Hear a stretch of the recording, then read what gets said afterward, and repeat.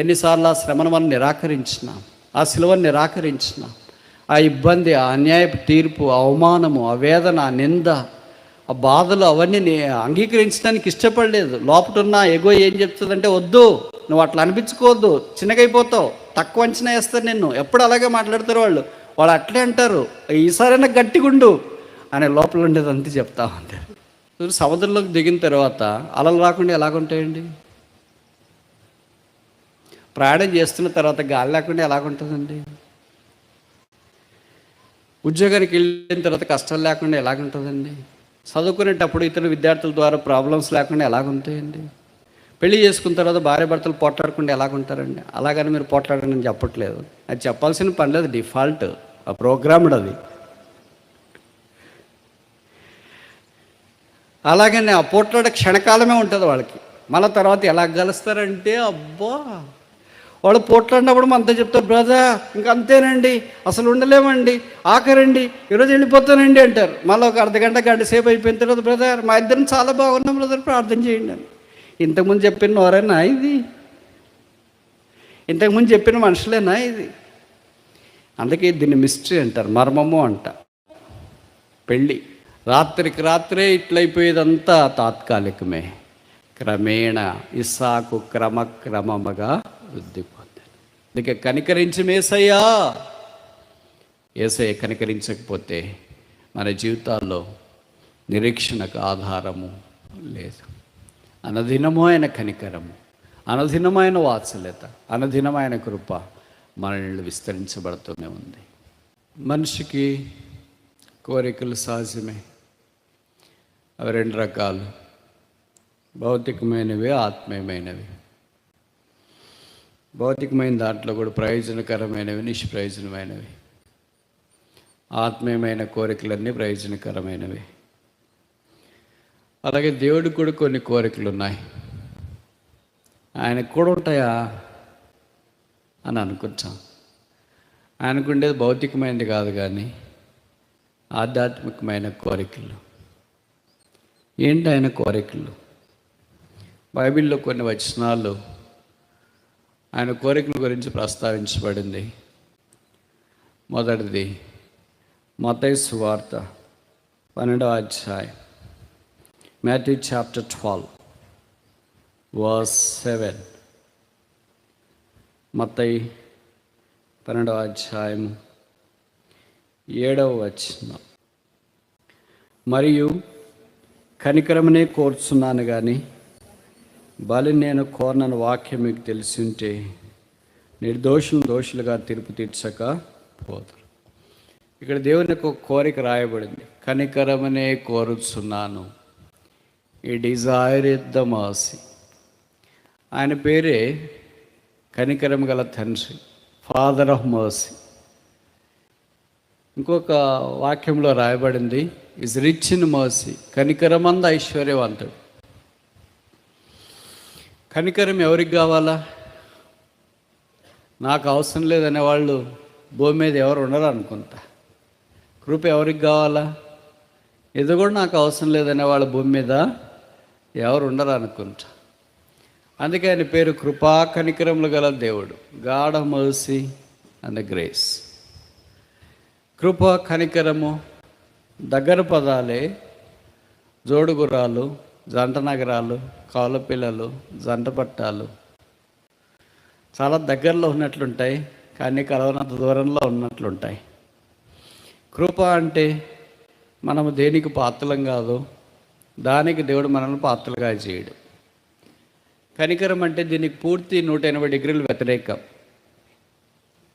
దేనికి మనం పాత్రలమో దాన్ని దేవుడు మనకి ఇవ్వకపోవడం. అర్థమవుతుందా ఇది? కృప అంటే మనం దేనికి పాత్రలం కాదు, అన్మెరిటెడ్ ఫేవర్ ఈజ్ గ్రేస్. దానికి దేవుడు మనల్ని పాత్రలుగా చేయడం కృప. రక్షణకు మనం పాత్రలు కాదు, పరలోకానికి పాత్రలు కాదు, ఆరాధనలకు పాత్రలు కాదు, దేవుని స్వరూపంలోనికి మార్చబెట్టడానికి మనం పాత్రలు కాదు. కానీ దేవుడు ఆ కృపలోనికి మనం తీసుకుని వచ్చినాడు. తెలుగు బైబిల్లోనైతే 136వ కీర్తనలో ఆ మాట పదే పదే వాడబడుతుంది.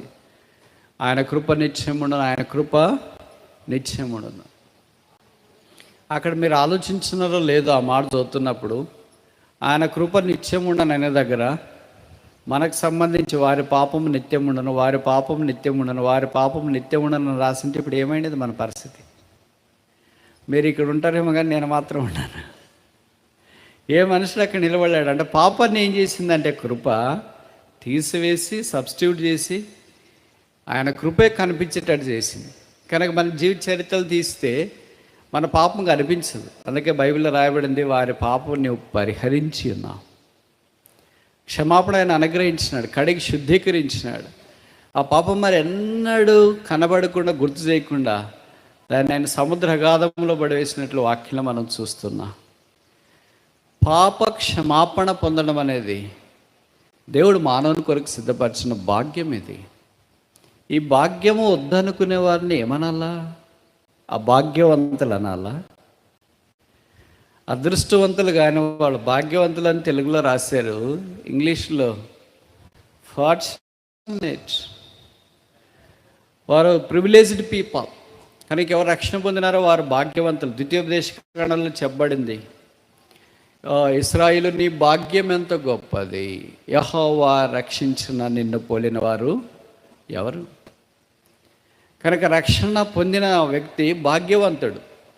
డబ్బులున్నా లేకపోయినా, అందం ఉన్నా లేకపోయినా, ఆరోగ్యం ఉన్నా లేకపోయినా, చదువు ఉన్నా లేకపోయినా, అంటే చదువు మానేయండి అని కాదు, ఉద్యోగం ఉన్నా లేకపోయినా, పెళ్ళైనా కాకపోయినా, ఏది ఉన్నా ఏది లేకపోయినా రక్షణ పొందిన వ్యక్తి బైబిల్లో చెప్పబడింది భాగ్యవంతుడు. కనుక ఇంకా నువ్వు రక్షణ పొందకుండా ఉంటే వీళ్ళు ఇలాగే చెప్తుంటారులే, ప్రతి మీటింగ్లో ఇలాగే చెప్తుంటారండి. అవును, ప్రతి మీటింగ్లో ఇలాగే చెప్తుంటాం, ఎందుకంటే వాక్యం ఇలాగే చెప్తుంది. మీరు విశ్వాసుల పిల్లలేమో, మొదటిసారి ఇక్కడికి వచ్చినారేమో, లేదా అప్పుడప్పుడు వస్తున్నారేమో, సేవకుల పిల్లలేమో, మీ అమ్మగారు నాన్నగారు సండే క్లాస్ టీచర్స్ ఏమో, బైబిల్ మీకు బాగా పరిచయమేమో. అయితే యేసుక్రీస్తు ప్రభువును మీరు సొంత రక్షకుడిగా అంగీకరించకపోతే బైబిల్ అంతా తలలో ఉన్నా హృదయంలో లేకపోతే నిష్ప్రయోజనం.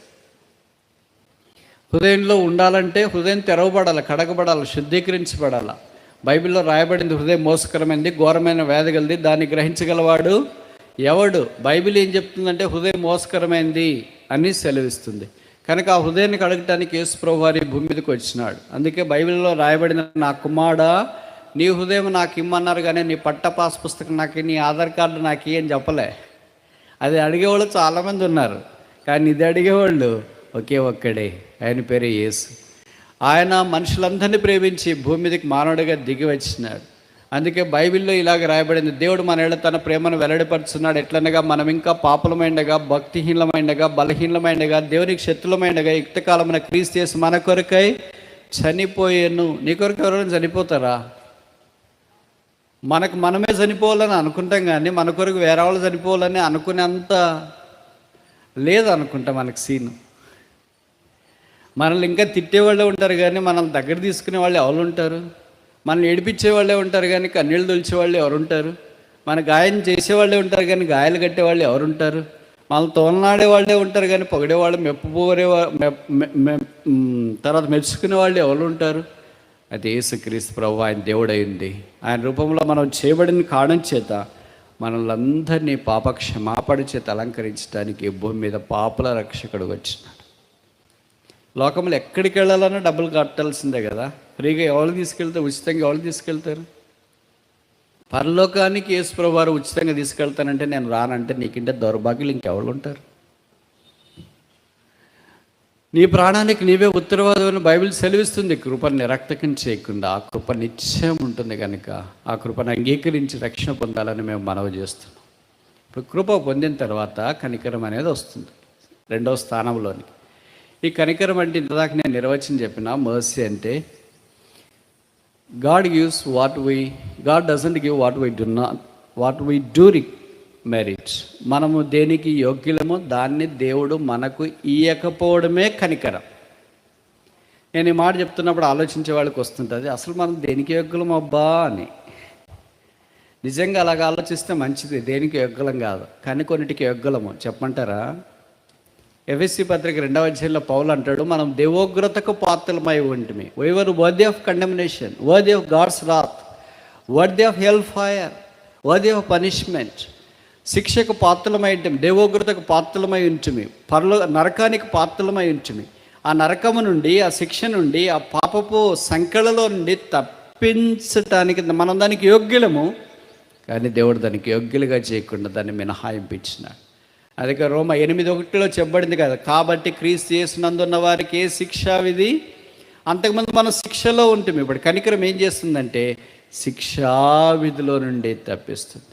అందుకే బైబిల్లో రాయబడింది, నేను ఎవరిని కనికరిస్తానో వాడిని కనికరిస్తా, ఎవరి మీద జాలి పడతానో వాని మీద జాలి పడతా, కనికరించబడిన వాని అందు కానీ జాలి పొందిన అందు కానీ ఏమీ లేదు. కనికరించు దేవుని అందే ఉంది. ఆయన కనికరమందు ఐశ్వర్యవంతుడు. గుడ్డివాడు యేసుప్రభువు వెళ్తూ ఉంటే దారెంబడి ఆయన దగ్గరికి వెళ్ళి, దావీదు కుమారుడా నన్ను కనికరించు, కనికరించు యేసయ్యా.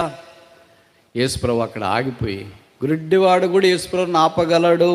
ఈ లోకంలో మనం ఇరుగు పొరుగును ఆపలేము, కానీ వాళ్ళు పోతూ ఉంటే, రాజకీయ నాయకులు అధికారులు పోతూ ఉంటే ఆపలేం. కానీ లోకరక్షకుడు, రాజులకు రాజు, ప్రభులకు ప్రభు భూమి మీద నడిచిపోతూ ఉంటే సామాన్యమైన గుడ్డివాడు కూడా ఆపినాడు. ఇదే కనికరానికి నిలువెత్తటి నిదర్శనం. అంతకు పై వచనంలో రాసిన మనం ఇందాక చదివాం, దేవాలయం కంటే గొప్పవాడు ఇక్కడ ఉన్నాడు. Greater than the temple is here. ఆ దేవాలయమే యేసుప్రభు. Christ is the temple of God. యేసుప్రభువే దేవాలయం. యేసుప్రభు అన్నాడు, ఈ దేవాలయాన్ని పడగొట్టుడి, నేను దీన్ని లేపుతా. ఇప్పుడు సంగతి ఏంటంటే, కనికరం పొందకపోతే ఏమైద్ది?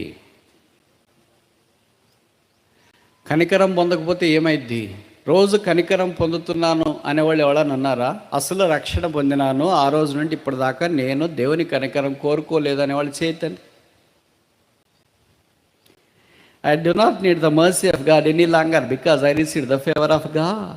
దేవుని యొక్క కృప నేను పొందాను కనుక ఇంకా నాకు అవసరము కనికరము అసలు అవసరమే అనిపించలేదు అనేవాళ్ళు ఎవరు లేరా ఇక్కడ? వెరీ గుడ్, ప్రభు స్తోత్రాలు. అంటే ప్రతిరోజు మనం పొందుతూనే ఉన్నాం, కనికరించబడుతూనే ఉన్నాం. కనికరమందు ఐశ్వర్యవంతుడైన యేసు యొక్క కనికరం దగ్గరికి వస్తే, ఒకవేళ కనికరించబడకపోతే రక్షణ పొందిన తర్వాత అవి ఇవి నేరాలు ఘోరాలు చేస్తున్నాం కదా, అబద్ధాలు ఆడేది ఉదయం నుండి రాత్రి దాకా, ఏం లేకపోయినా ఇదైనా ఉంటుంది మినిమం. ఇవన్నీ చేస్తున్నప్పుడు మరి అవన్నిటికీ ప్రాయశ్చిత్తం ఎలాగపోతాయి అవి?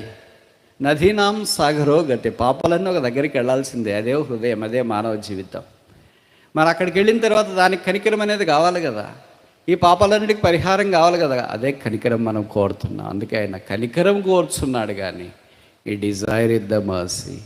ఆయన కనికరించకుండా మనం శిక్షకు అప్పగించేటట్లయితే బహుశా నేను ఇక్కడ ఉండను, నాకు తెలిసి మీరు కూడా ఎవరు ఉండరు అనుకుంటా, చాపలు తప్ప.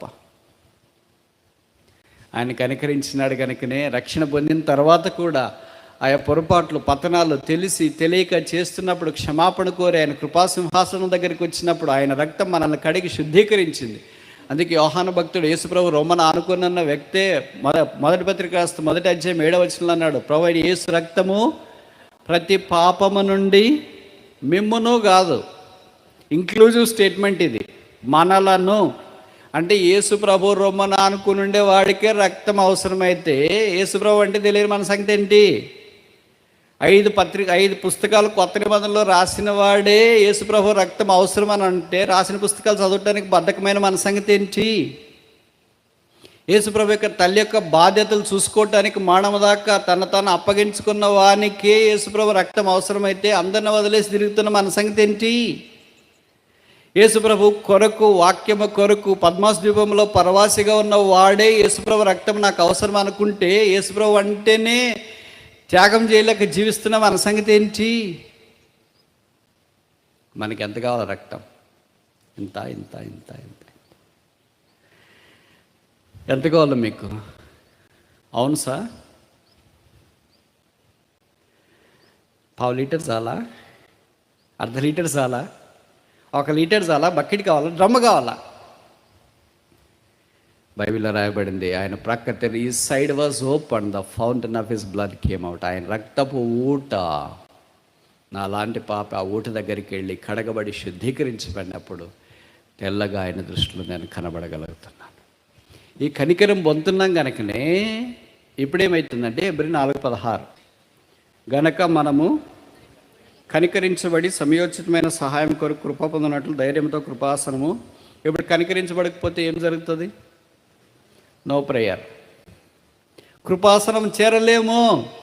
ఆ ప్రార్థన అంగీకరించబడదు. చాలామంది మన ప్రార్థనలు అంగీకరించబడకపోవటానికి చాలా కారణాలు ఉన్నాయి. దాంట్లో ఒక కారణం ఏంటంటే, మనం కనికరించబడకుండానే కృపాసింహాసనం దగ్గరికి వెళ్తూ ఉంటాం. ప్రభువా నాయన అక్కడే తిరుగుతుంటాం. కనికరం పొందలేదు కదా, అంటే మనం చేసిన పొరపాట్ల కొరకు క్షమాపణ కోరలేదు. అవి యేసు ప్రభువా క్షమించని అడగలేదు. ఆ క్షమాపణ పొందిన తాత్పర్యంతో ప్రభు సన్నిధిలోనికి వెళ్ళినప్పుడు అప్పుడు కృపనొందనట్లు సమయోచితమైన సహాయము ఆయన యొద్ద నుండి మనకు కలగటానికి కృపాసింహాసనం తాకుతున్నాం. Every believer who receives the mercy has access to the throne of grace. Every believer who denies the mercy of God has no access to the throne of grace. ఏ విశ్వాస అయితే దేవుని యొక్క కనికరం నాకు అవసరం లేదు అన్నట్లుగా ప్రవర్తిస్తుంటాడో ఆ విశ్వాస కృపాసింహాసనం దగ్గరికి రాలేడు.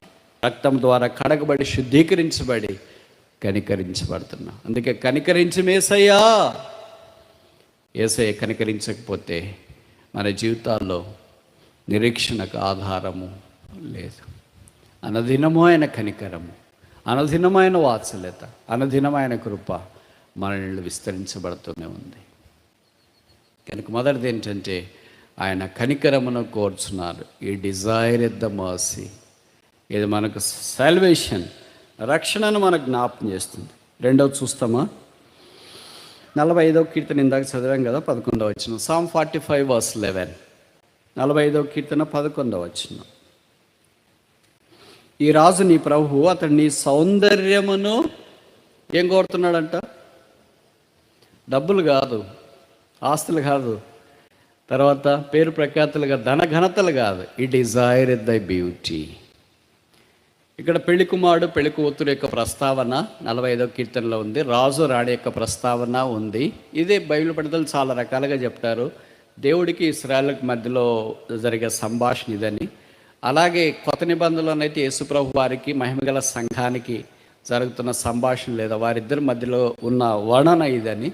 సరే, ఇవన్నీ తీసుకున్న అన్నీ మనకు సరిపోతాయి. యేసుప్రభు వారికి వ్యక్తిగతంగా విశ్వాసికి, యేసుప్రభు వారికి సంఘానికి, దేవుడికి, ఇశ్రాయేలీలకి, అలాగే సొలొమోనుకి, షూలమ్మెతికి, ఇవన్నీ మనం కలుపుకున్న అన్నీ సరిపోతాయి. కంటెంట్ ఏంటంటే, పెళ్లి కుమారుడు పెళ్లి కుమార్తె ఉన్నారు, రాజు ఉన్నారు, రాణి ఉన్నారు. రాజు ఏం కోరుతున్నారు రాణిలోనంటే? ఆస్తి ఏం కోరట్లేదు, డబ్బులు ఏం కోరట్లేదు. ఏం కోరుతున్నాడు? సౌందర్యము కోరుతున్నాడు. ఈ డిజైర్ ఎట్ ద బ్యూటీ. ఇక్కడ మనం భౌతికమైన సౌందర్యాన్ని గురించి మాట్లాడట్లేదు, కానీ ఆత్మ సంబంధమైన సౌందర్యాన్ని గురించి మాట్లాడుతున్నాం.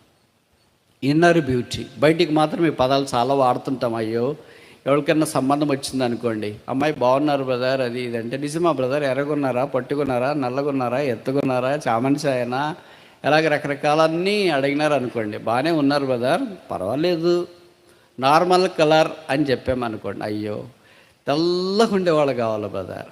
అప్పుడు పక్కన వాళ్ళు చెప్తారు, ఏం తెల్లగా ఉంటే ఏముంది, ఇన్నర్ బ్యూటీ చాలా ప్రాముఖ్యం బ్రదర్ అని చెప్తారు. మరి వాళ్ళకి మాత్రం అదేం ప్రాముఖ్యం ఉండదు. చెప్పడానికి చాలా చెప్తారు, కానీ అనుభవంలోకి వచ్చినప్పుడు చాలా మారుతాయి. సరే, ఇప్పుడు వాస్తవం దగ్గరికి వస్తే ప్రభు ఏం కోరుతున్నాడంటే, ఈ డిజైర్స్ ద ఇన్నర్ బ్యూటీ. అంతరంగము లోక్షం, అందము కోరుతున్నాడు. ఏంటి అంతరంగం యొక్క అందము? బైబిల్లో చాలా సంగతులు రాయబడుతూ వచ్చినాయి. దాంట్లో పరిశుద్ధత ఒక అలంకరణ, విధేయత ఒక అలంకరణ, తగ్గింపు ఒక అలంకరణ, క్షమాపణ ఒక అలంకరణ. ఇవన్నీ అంతరంగములో అలంకరణముగా మనం తలంచక ప్రభుని సేవించేది ఒక అలంకరణ. ఇప్పుడు నేను కొన్ని భౌతికమైన అలంకరణ చెప్పనా? సువార్త ప్రకటించడం. బైబిల్లో రాశారు కదా, సువార్త ప్రకటించే వారి పాదములు ఎంత సుందరములు. మీరు కాళ్ళకి గోర్లకి ఎంత పెయింట్ కొట్టుకున్నా అంత సుందరం ఉండదు. ఎంత మంచి బాట వేసుకున్నా, నైక్ వేసుకున్నా, జొడైకి వేసుకున్నా, పారగాన్ వేసుకున్నా, వాకర్ వేసుకున్నా, వాకో వేసుకున్నా కూడా అంత సుందరం రాదు. ఒక్క సువార్త ప్రకటిస్తూనే ఆ పాదాలకి ఆ సౌందర్యం అనేది వస్తుంది. అలాగే నోటికి కూడా ఇంకెంత లిప్స్టిక్ కొట్టుకున్నా, లాక్మెన్ కొట్టుకున్నా, క్రిస్టియన్ డయర్ కొట్టుకున్నా, ఏది కొట్టుకున్నా అంతేం రాదు. సమయోచితముగా పలకబడిన మాట పెదవుల మీద దయారసం పోయబడినట్టు. అలాంటి మాటలే మనకు అలంకరణ. అలాగే కళ్ళు పైనుండి తల నుండి కింద దాకా ఈ ఆధ్యాత్మికమైన అలంకరణ వాక్యాలకు జ్ఞాపకం చేస్తుంది. మరి మనం ఎందుకు ఈ వైపుకి వచ్చేసినాము? ఏ వైపుకి? ఈ ఆత్మీయ అలంకరణ కాకుండా భౌతికమైన అలంకరణలోనికి ఎందుకు వచ్చినాము? మీరు జవాబు చెప్తారు, నేను చెప్పాలా? ఎలాగో ఆత్మీయ అలంకరణ మనం చేసుకోలేకపోతున్నాము, భౌతికమైనదన్నా చేసుకుందాం, మరి ఏం చేస్తాం. ఎలాగో సువార్తకు పోలేకపోతున్నాము, కాళ్ళకన్నా పెయింట్ కొట్టుకుందాం అనుకున్నాం. ఎలాగో దయగలిగిన మాటలు మాట్లాడలేకపోతున్నాం, అందుకే పెదవులకన్నా ఏదైనా రాసుకుందాం పూసుకుందాం అనుకుని వచ్చినా. ఎలాగో దైవికమైన కార్యక్రమాలు హృదయ శుద్ధి లేకుండా ఉంది కదా, అందుకనే పైన శుద్ధిగా ఉన్నట్లుగా ఏదో ఒక డెకరేషన్ చేసుకుందాం అన్నట్లుగా టాల్కమ్ పౌడర్ కొట్టుకుంటారు. ఇవన్నీ ఎందుకు వచ్చినాయంటే substitute man is after substitute. ఒకటి ఒరిజినల్ దొరకలేదు అనుకోండి, డూప్లికేట్ దాని కొరకు ప్రయత్నం చేస్తాడు. మంచి యాపిల్ వాచ్ 1,50,000 అనుకోండి, కొనలేం కనుక డూప్లికేట్ వచ్చింది, 50 రూపాయలు 60 రూపాయలు ఇస్తే బయట ఇస్తారు, పిల్లలకి తీసుకొని వచ్చేది. సో ఇప్పుడు మనం ఏం చేస్తున్నామంటే డూప్లికేట్ బిలీవర్స్ అయిపోయినాం అనమాట. దైవికంగా దేవుడు కోరే ఆధ్యాత్మికమైన దాంట్లోనికి రాకుండా భౌతికమైన దాని మీద ఎక్కువ మనసు కేంద్రీకరించి దీని కొరకే డబ్బులు, దీని కొరకే ఎంత అంటే చెప్పనాలు కానంత కుమరించేస్తుంటారు. మీకు తెలుసో తెలియదో, నేను ఇట్లాంటివన్నీ ఇక్కడ చెప్పకూడదు అనుకుంటా, కానీ ఊరికి కొన్ని విషయాలు మీరు గుర్తుపెట్టుకోండి, ఎవరికి బయట చెప్పొద్దండి. పాశ్చాత్య దేశాల్లోనైతే విమానాశ్రయాల్లోనే నెయిల్ కటింగ్ షాపులు ఉంటాయి, అంటే గోర్లు కోసే షాపులు. గోర్లు కోసుకోలేరండి, 5 రూపాయలు బ్లేడ్ ఇస్తే ఎంత చక్కగా కావాలంటే అంత చక్కగా కోసుకోవచ్చు, కాళ్ళ గోర్లు, చేతుల గోర్లు, వేళ్ళ గోర్లు. 5 రూపాయలతో పోయేదానికి $100 $200 అంటే 10,000 20,000 30,000 ఎయిర్పోర్ట్లో ఉండేసి వాళ్ళ ఫ్లైట్కి టైం ఆ గ్యాప్ వచ్చింటే ఆ గ్యాప్లో అక్కడ కూర్చొని నెయిల్ కట్టింగ్ అంట. మరి అది ఏం కట్టింగో ఏమో తెలియదు, కానీ ఎట్లా కట్ చేస్తారో దాంట్లో రకరకాలుగా వచ్చినాయి. స్టార్ కట్టింగ్ అని, సెమీ సర్క్యులర్ కట్టింగ్ అని, పాయింటెడ్ కట్టింగ్ అని, యారో కట్టింగ్ అని. ఇవన్నీ మీకు లేని వాళ్ళకి చెప్పకూడదు, మళ్ళీ మీరు కూడా ట్రై చేస్తారు. ఒక చిన్నదానికి ఇంత అవసరమా అంటే మనిషి డబ్బులు దేనికి ఖర్చు చేయాలో తెలిసి దేనికి ఖర్చు చేయకూడదో దానికి ఖర్చు చేస్తున్నాడు, దేనికి ఖర్చు చేయాలో దానికి ఖర్చు చేయలేక. అంతరంగ సౌందర్యం కంటే భౌతికమైన సౌందర్యం కొరకే మనిషి ఇష్టపడుతున్నాడు. అందుకే మీకు తెలుసు అనుకుంటా, ప్రపంచంలో cosmetics is one of the domain that reigns the business more than other businesses. చాలా వ్యాపారాల కంటే ఈ కాస్మెటిక్స్ అనేది పెద్ద వ్యాపారం. వేరే వ్యాపారాలు అవి ఇప్పుడు చెప్పను నేను. ఇక్కడ ఎయిర్పోర్ట్లోకి వెళ్తే 3 కనిపిస్తాయి పెద్ద షాపులు, మిగతా చాలా షాపులు ఉంటాయి, దాని దగ్గర మనుషులు ఉండరు. ఈ 3 దగ్గరే షాపులు ఉంటాయి. ఒకటి ఏంటి బ్రాండీ షాపు, రెండవది ఏంటి సిగరెట్ల షాపు, మూడవది ఏంటి కాస్మెటిక్స్. ఇక మిగతా షాపులన్నీ ఖాళీగా ఉంటాయి. చాక్లెట్ షాపులు ఖాళీగానే ఉంటాయి, వాటిల షాపులు ఖాళీగానే ఉంటాయి, బట్టల షాపులు ఇంకా ఎవరు పోయే మనిషి కూడా ఉండడు. వీటి మాత్రం ఎగబడుతుంటారు. Man is after these things, outward things. ప్రభు అంతరంగ సౌందర్యం మనలో ఈ రాజుని ప్రభు రాజు దగ్గరికి రాణి ఎలాగెళ్ళింది, ఎస్తేర్ ఎలాగెళ్ళింది. భౌతికమైన సౌందర్యం అక్కడ మనకు కనిపిస్తున్న కొత్త ఆధ్యాత్మిక అనుభవంలోనికి వచ్చినప్పుడు, కొత్త నిబంధనలోనికి మనం వచ్చినప్పుడు పరిశుద్ధ ఆత్మ ద్వారా సంఘము, కుటుంబాలు, వ్యక్తులు సిద్ధపరచబడి ఆయన రాకడ కొరకు ఎదురు చూడాలని కోరబడుతున్నాం. ఆ సౌందర్యాన్ని ఇవుటి కొరకే ప్రభు దాన్ని సిద్ధపరుస్తున్నాడు. మన ప్రవర్తన, మన మాటలు, మన సువార్త, మన ధ్యానము, మనదంతా దేవుడికి ఇంపైన పరిమళ వాసన ఉండి ఎంత బాగుండు. అనేక సందర్భాలు అలా ఉండలేకపోతున్నాం. అందుకే విషాదకరమైన పరిస్థితుల్లో మన మధ్యలో దోపుసులాడుతుంటాయి. దైవ కార్యక్రమం ఎప్పుడు ఆరంభంలోన చాలా పోరాటం ఉంటారు. అంత తేలిగ్గా ఉండదు, అంత ఇష్టంగా కూడా ఉండదు. మీలో కొంతమంది అనుభవజ్ఞులు ఉంటారు కదా. ఇప్పుడు మనం బయటికి బహిరంగ సువార్తకి వెళ్దామంటే చాలా పోరాటం ఉంటుంది. వెళదాము అని తీర్మానం చేసుకుంటే అప్పుడే ఒకళ్ళు ఫోన్ చేస్తారు, బాగాలేకుండా అయిపోయింది హాస్పిటల్కి రండి అంటారు. లేదా అప్పుడే మన పిల్లలకు బాగాలేకపోవడం, భర్తకు బాగాలేకపోవడం, భార్యకు బాగాలేకపోవడం. ఎందుకంటే వెళ్ళాలని ఒత్తిడిలో ఏదో ఒక చిన్న చిన్న పొరపాట్లు చేస్తాం. ఎక్కడో ఏళ్ళు తగ్గడము, కాలు తగ్గడము, ఏదో ఒకటి జరుగుతూనే ఉంటుంది. తలబడ్డమో అదో ఇదో. మొత్తానికి ఆ పని ఆపటానికి సాతాను చాలా ప్రయత్నాలు చేస్తాం. ఇవన్నీ జయించుకొని వచ్చినామనుకో, వచ్చిన తర్వాత మనకు బడనోళ్ళే కనిపిస్తుంటారు అక్కడక్కడ. అబ్బా వీళ్ళు వచ్చినారా, ఎంత వీళ్ళతో తప్పించుకునేది అని అనుకుంటా ఉంటాం. సరే, పరిచర్య అంతా దేవుని యొక్క కృప ద్వారా జరిగించబడుతుంది. మీరు బాగా గుర్తుపెట్టుకోండి, any godly work will start with a slow joy, ends with joy unspeakable. సువార్తకి వెళ్ళినా, ప్రార్థనకి వెళ్ళినా, పరిచర్కి వెళ్ళినా ఆరంభంలో ఎలాగుంటుందంటే, అబ్బా ఎందుకు వచ్చినామా, ఎందుకు చేస్తున్నామా ప్రార్థన, ఎందుకు ఈ కార్యక్రమం, ఎందుకు ఈ మీటింగ్ అనేటట్టు ఉంటుంది. సువార్త తిరిగి వచ్చిన తర్వాత వాళ్ళని అడగండి, ఎట్లా జరిగింది అక్క సువార్త, ఎట్లా జరిగింది, అయ్యో బ్రదర్ వెళ్ళిపోయింది, ఈరోజు చాలా మిస్ అయిందా. కొన్ని కాంటాక్ట్స్ దొరికాయి, కొంతమందికి యేసుప్రభుని పరిచయం చేశాం, కొంతమందికి యేసుప్రభు యొక్క ప్రేమను గురించి తెలియజేసినాం. ఈ జీవితం ధన్యమైంది అంటారు కొంతమంది. ఎంతకంటే ధన్యత ఇంకేముంది? ఆ సిలువను మోసే భాగ్యం కంటే, యేసును మోసే భాగ్యం కంటే గాడిదకి ఇంకేం ధన్యత కావాలా? అలాగే యేసుప్రభు యొక్క సిలువను ఊరేగించే దానికంటే ఇంక మనకేం ధన్యత కావాలా? మరి ఎంతదాకా ఈ అంతరంగ సౌందర్యాన్ని ఆపేక్షిస్తున్నాం. దీని కొరకు ఏమీ చెల్లించము, బయట దానికి మాత్రం ఎంతైనా పర్లేదులే, దగ్గర పెట్టుకున్న డబ్బులన్నీ చెల్లించడానికైనా, అదేంటి పాకెట్ మనీ లాంటి డబ్బులైనా, సేవ్ చేసుకున్న సేవింగ్స్ అయినా, ఏదైనా చెల్లించడానికి రెడీగా ఉంటాం. కానీ ఆధ్యాత్మికమైన దాని కొరకు, పరిశుద్ధత కొరకు, విధేయత కొరకు, తగ్గింపు కొరకు, వీటన్నిటి కొరకు చెల్లిస్తే ఎంత బాగుంటుంది. అనేక సందర్భాల్లో ఈ ఓపెన్నెస్ అంటే హానెస్టీ, యథార్థత, వాస్తవత లేకపోవడం వల్ల చాలా సమస్యలు కూడా వస్తుంటాయి. నాకంటే మీకు బాగా తెలుసు. యథార్థత అంటే మన దగ్గర ఉన్నదంతా బయటికి చెప్పాలని కాదు, నా దగ్గర ఇన్ని డబ్బులు ఉన్నాయని చెప్పాలని కాదు. కొన్నిసార్లు వేరే వాళ్ళు పని చేస్తున్నా, వేరే వాళ్ళు పని చేసినారని వాళ్ళకి మన క్రెడిట్ టీం, ఆ బ్రదర్ పని చేశారు, ఆ అక్క పని చేశారు, లేకపోతే పలానా సేవకులు పని చేశారు, ఈ మీటింగ్ ఇలాగ జరిగిందని. అది మనమే ఎవడన్నా అనుకో, అబ్బో భలే జరిగింది బ్రదర్ అంటే, ఇంకా ఉదయాన్నే వచ్చినాము, అప్పటి నుండి ఇప్పటిదాకా ఈ పనిలోనే ఉన్నాను. మనం ఎప్పుడో వచ్చింటాం, సరిగ్గా పూర్తి చేయకపోయినా సరే, ఖాళీగా ఉచితంగా వచ్చే క్రెడిట్ ఎందుకు మనం తీసుకోకూడదని అనుకుంటాం కదా. ఈ క్రెడిట్ ఎవరు కాదనుకుంటారు? ఈ మెప్పు ఎవరు నాకు అవసరం లేదని అనుకుంటారు, చాలా అర్థంగా ఉంటారు. సహోదరులు, సహోదరులు ఎవరైనా సరే ఓపెన్గా బ్రదర్ ఇది నేను చేయలేదు, పలానా వాళ్ళు చేసినారంటే ఎంత బాగుందో, ఈ పని పలానా వాళ్ళు చేశారు, ఈ వంట పలానా వాళ్ళు చేశారు, ఈ కార్యక్రమం ఏర్పాట్లన్నీ పలానా వాళ్ళు చేశారు. పలానా వాళ్ళు చేసింది వాళ్ళు చేసినారని చెప్పకపోయినా పర్వాలేదు, కానీ మనం చేసినామని చెప్పుకోకుండా ఉంటే చాలు.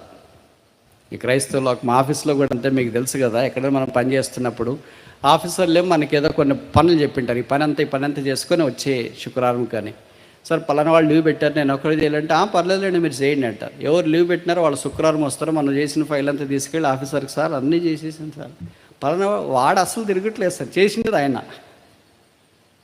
వాళ్ళు తిరగట్లేదు సార్, చేయట్లేదు సార్, పట్టించుకోవట్లేదు సార్, వాళ్ళ క్రెడిట్ అంతా వాళ్ళే కొట్టేస్తుంటారు. బట్ ఇది కొంత తాత్కాలికమే. Every soaring success is temporary, every slow success is permanent. మరోసారి చెప్పనా? Every soaring success is temporary, every slow success is permanent. రాత్రికి రాత్రే ఇట్లయిపోయేదంతా తాత్కాలికమే. క్రమేణ ఇస్సాకు క్రమక్రమముగా వృద్ధి పొందాడు. మూడవది చూస్తామా? ఇది కూడా మనకు పరిచయమైన లేఖన భాగమే, లూకాసు 22:15.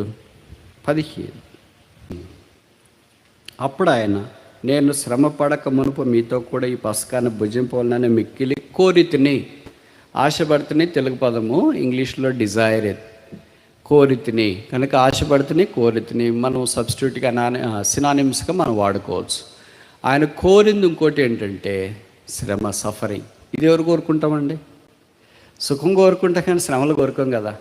6000 సంవత్సరాల మానవ చరిత్రలో ఒకే ఒక్కడు యేసుప్రభు మాత్రమే ఇలాగ చెప్పాడు, ఐ కేమ్ టు డై, నేను చనిపోవటానికి భూమి మీదకి వచ్చిన. మీకు తెలుసు కదా, క్రైస్తవేతరులు చావుని గురించి ఎక్కువ మాట్లాడరు. ఏ సందర్భంలోనైనా మనము వేరేది మాట్లాడితే పర్వాలేదులే అని అంటారు, కానీ ఇంకా బాగలేని సావు సందర్భంలోనైనా మనం ఇలాగన్నాం అనుకో, ఎవరిది ఎప్పుడు వస్తుందో తెలియదండి, వాళ్ళు ఈరోజు వెళ్ళారో రేపు నేను అనకూడదేమో అని మనం అన్నాం అనుకో, ఎందుకు అట్లా మాట్లాడతారు?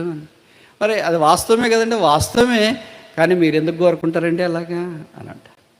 ఒక క్రైస్తవుడు మాత్రమే ఆరంభం నుండి అంతం దాకా మరణాన్ని గురించి ప్రకటించగలడు. పుట్టిన దినమైనా మరణాన్ని గురించి చెప్తాం, పెళ్లి రోజైనా వచ్చిన వాళ్ళు ఏమనుకున్నా పర్లేదని మరణాన్ని గురించి చెప్తాం, మిగతా వార్షికోత్సవాలు అయినా ఏ అకేషన్ అయినా అదే సరే, we preach the death because death is the sensuality of the Bible. మరణము బైబిల్కి కేంద్రం, గుండె లాంటిది. అదే యేసుప్రభు ఈ భూమి మీద ఉన్నప్పుడు అదే ఆయన ప్రకటించినాడు. నేను యెరూషలేముకు వెళ్ళి చనిపోవలసి ఉన్నది, ఆయన పొందబోయే శ్రమలను గురించి టాక్స్ అబౌట్ ద సఫరింగ్స్. ఒక విశ్వాసి ప్రస్తుత కాలంలో జీవిస్తున్నప్పటికీ రాబోతరాయన కొరకు సిద్ధపరచబడుతున్నాడన్న సంగతి మర్చిపోకూడదు. సముద్రంలోకి దిగిన తర్వాత అలలు రాకుండా ఎలాగుంటాయండి?